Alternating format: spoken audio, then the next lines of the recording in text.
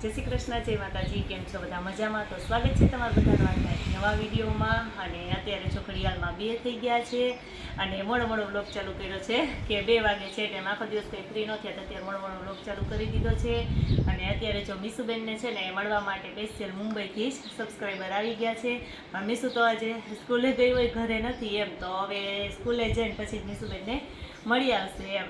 એટલે અત્યારે જો મહેમાન આવી ગયા છે તો હું તમને મળાવું કે કોણ મહેમાન આવ્યા છે. આગળ રજા હોત તો કદાચ મીસુબેન ઘરે હોત, પણ મીસુબેનને આજે સ્કૂલે જવાનું જ હોય એટલે એમણે ત્યાંથી છે ધક્કો ખાધો છે. એટલે હવે મીસુબેનના પપ્પા છે ને સ્કૂલે લઈ જાય, ત્યાં જઈને જ મીસુબેનને મળી લે. તો હવે મેં કીધું એમ કે તમને આગળ મળાવીએ કે કોણ મહેમાન આવ્યા છે. તો અત્યારે જો મીસુબેનને સ્પેશિયલ મુંબઈથી મળવા માટે આવી ગયા છે આ રમણીક કાકા. તો સ્પેશિયલ જો મીસુબેનને મળવા માટે આવ્યા છે ને અહીંયા થોડું કંઈ કામ હતું વીરપુર કે એમ, તો વીરપુર હતા ને તમે તો અત્યારે, હા ત્યાંથી છે અત્યારે આવ્યા. ને અમારું ઘર એને જોયું નહોતું, નંબર નહોતા, કઈ નહોતું, તો ઘર ગોતતા બપોર વચ્ચે આવ્યા. અત્યારે ઘડિયાળમાં 2:30 કે 2:30 થવા આવ્યા છે એમ.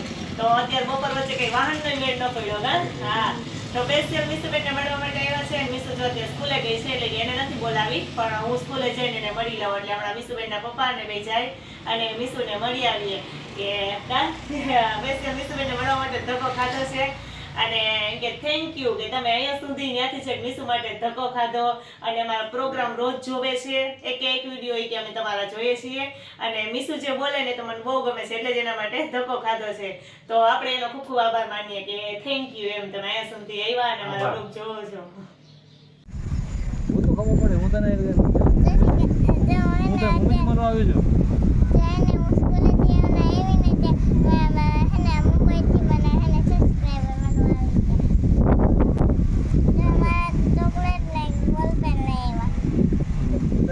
મળીને તો બીજું કઈ લઈ આવે તારા માટે. જો મીસુબેન સ્કૂલેથી વહેલા આવી ગયા છે કે મેં કીધું તું એમ કે જે રમણીક કાકા મીસુબેનને મળવા માટે આવ્યા હતા ને સ્કૂલે ગયા હતા. પછી ન્યાય એટલે પપ્પા જઈને સ્કૂલે એટલે બેનને તો ઘરે આવતું જ રહેવું પડે એટલે બેનને અમે છૂટવાની થોડીક વાર હતી એટલે મારા બેન છે ને ઘરે આવી ગયા. અને જો એ મારા માટે મીઠાઈ લઈ આવ્યા હતા પણ મીઠાઈનું બોક્સ મેં હમણાં મૂકી દીધું હતું. મીસુ આવે ને પછી જ આપણે બોક્સ ખોલશું. એટલે મસ્ત જો મીઠાઈ લઈને આવ્યા હતા અમારા માટે. તો મીસુબેને પેલા મુહૂર્ત કરી દીધું મીઠાઈ ખાવાનું. હા તો મીસુબેને ચાખી લીધી. હવે ઘરના બધા છે ને ચાખી લઈએ. અને સિવાય મીસુ તાર માટે હું લઈ આવ્યા હતા? એક બોલ પેન અને એક ચોકલેટ. અને ચોકલેટમાં તો મીસુબેન કોઈને ભાગ આપે નહીં એટલે એની જ હોય. અને મીઠાઈ જોઈને ખાવાનું કામ ચાલુ કરી દીધું છે. અને હવે હમણાં થોડીક વાર પછી ટ્યુશનમાં જવાનો ટાઈમ થઈ જાય એટલે બેન જાય ટ્યુશનમાં. આજે આપણે જમવાનું શું બનાવવાનું છે? પકોડા. હા પકોડા અને સેન્ડવિચ બંને વસ્તુ બનાવવાની છે ને. આપણે હાલો આપણી રસોઈના કામે વર્ગી જઈએ, કેમ કે બધું બનાવવાનું છે એટલે વાર લાગે. હજી તો ઘડિયાળમાં 4:30 જ થયા છે, પણ અમારે જો કે વહેલું જ હોય તો હાલો ફટાફટ વર્ગી જાય રસોઈ બનાવવા. અમે વાડી આવી ગયા છે અને ઘડિયાળમાં 5:30 થઈ ગયા છે. અને પવન તો એટલો જોરદાર છે ને કે આમ ચારે બાજુ નકરો પવન, જો બધું ઝાડ ને બધું એમ થાય છે કે આમ ન આખું હલતું હોય એવું લાગે છે, એટલો બધો પવન છે. અને આસ્થા અને પીલું બે પીલું ને મમ્મીની બાજુમાં નેતતા હતા એટલે પીલુભાઈ મારી પાસે આવી ગયા. હું વાડી આવી એટલે અમારે સામું જ જો. તો હવે છે ને જ્યાં અહીંયા દીવા કરી લીધા છે અને પછી વાડીએ જરા કે કાંટો મારી આવીએ. હમણાં તો ઘણા ટાઈમથી વાડીએ નથી આવ્યા અને પછી ગયા ઘરે. જો અમે હવે આંબા નીચે આવી ગયા ને તો પવન બહુ છે ને તો જો કેરી ખરવા માંડી છે નીચે. તો હું બહુ જેટલી કેરી ખરી ગઈ છે ને એટલી આપણે વીણી લઈએ એમ. તો પવન એટલો છે ને કે આંબામાં વળ તો જો પહેલાં હાવ નાની હતી ત્યારે વચ્ચે એક વખત પવન આવ્યો હતો, મગ જેવડી હતી ત્યારે બધી ખરી ગઈ. અને અત્યારે પવનની જો આવી નાની ખરીને બગડી જાય છે કેટલી બધી કેરી. એટલે કેરી તો પાકેલી તો ખાવાનો વારો આવે કે ન આવે, બાકી આવી રીતે બધી ખરી જ ગઈ છે. અને ઉપર એમ તો જો મોટી થોડીક થઈ ગઈ છે, સરસ મોટી દેખાઈશ પીલું? જો દેખાય? હા પીલું ને દેખાતી જોઈ દેખાય છે હે? હાલો તો આપણે નીચે પડી વીણી લઈએ તો જો વાડીએથી આવી ગયા ઘરે અને હવે બનાવવાના છે પકોડા. તો જો ચટણી બનાવીને ગઈ હતી, બટેટા બાફીને ગઈ હતી એટલે જો મસાલો બનાવી લીધો છે અને આપણે મસ્ત મજાનો જો મસાલો બનીને તૈયાર થઈ ગયો છે. અને હવે જો પકોડા બનાવવા છે, થોડાક સેન્ડવિચ બનાવશું ને થોડાક પકોડા એમ, કારણ કે બધાને સેન્ડવિચ ન ભાવે એટલે બે અડધું બનાવશું એમ. તો પહેલાં બ્રેડ ભરવાનું કામ ચાલુ કરી દઈએ અને પછી થોડાક છે ને પકોડા આપણે તરવા માંડીએ. અને સેન્ડવિચ બનાવશું એ તો આપણે જમવા ટાઈમે બનાવશું એટલે ગરમા ગરમ. તો આનો ફટાફટ છે ને આપણે બધી બ્રેડ છે એ ભરી લઈએ અને પછી પકોડા તરી લઈએ.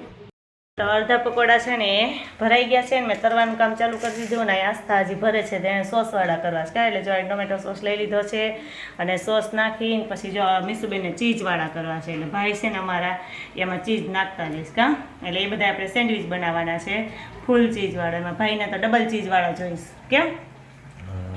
જો મારા ભાઈને તો એવું જ હોય. તો હાલો હું પકોડા તરવાનું કામ ચાલુ કરી દીધું છે મેં અને આ બે ચીઝવાળા બનાવી નાખે સેન્ડવિચ.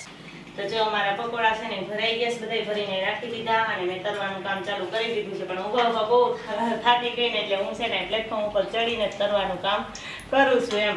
મને ઊભા તો બહુ કંટાળો આવે એટલે તો બધી જે તે વસ્તુ બનાવીને વલા રસોડામાં જ બનાવું છું. પણ અત્યારે પછી હું કાલને આ રસોડામાં બધું છે ને આઈને બનાવી નાખું એમ. તો સરસ મજાના જો પકોડા છે ને એ અમારા તરાવા માંડ્યા છે. અને જે ચીઝ સેન્ડવિચ તો બાકી છે એ તો જ્યારે જમવાનું થાય ત્યારે તે 5:30 તો થવા આવ્યા છે એટલે જમવાનું જો કે વહેલું જ હોય ત્યાં તરાઈ જાય ને પછી એ કામે ચાલુ કરી દઈને પછી બેસી જઈએ જમવા. તો જો અમારા લાઈવ સેન્ડવિચ બનવા માંડ્યા છે ચીઝ સેન્ડવિચ. કા મીસુબેન? હે અને મીસુબેન જો સાયકલ રાખવા ગયા હતા ને તો પગમાં લાગ્યું કાં એટલે પગ હવે આમ શું કહે વળતો નથી એટલે બેન જો આવી રીતે પગ લાંબો કરીને ખાવાનું કામ ચાલુ કરી દીધું છે આસ્થાએ. કા આસ્થુ? હે કેવાક બન્યા ચીઝવાળા મસ્ત લાગે કે? હે ચાલો એ બધા તો જો એનો હજી તો 7 થયા ને તો જમવાનું કામ ચાલુ કરી દીધું છે. કાંઈ કે જેમ થતા જાય એમ અમે જમતા જઈએ ને એ બધા જમી લઈએ પછી અમે જમી લઈએ. પરીક્ષા નજીક આવે છે. મંગળવારે મારી પરીક્ષા, સોમવારે મારા ભાઈને ને મોટા સન્ડેને છે. તો અત્યારે એને બાકુ કરવાનું કરે રિવિઝન ચાલુ કરી દીધું એટલે કે જો બહુ ઓલું થાય ને એટલે બાકુ કરવાનું એટલે બાકુ કરવાનું. મને આશા દીદી હે ને એ હે ને મને પછી બાકુ કરવાનું એટલે મને પૂછશે પછી. હા એટલે જ બેને ચાલુ કરી દીધું. કારણ કે બેન પાકું કરી લે ને એટલે એમ કે ભાઈ મને પૂછતો કાં એમ કે મમ્મી મને પૂછ ને. હવે અમે તો નવરા હોય નહીં, ભાઈને એનું પાકું કરવું હોય.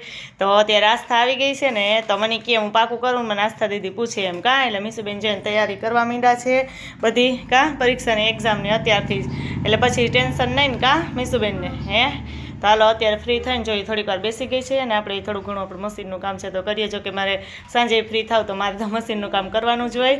કા મીસુબેન? તો હાલો મીસુબેન એનું વાંચી લઈએ. વાંચી લો ત્યાં સુધીમાં તમે લાઈક સબસ્ક્રાઈબ અને શેર કરી લેજો. આવો.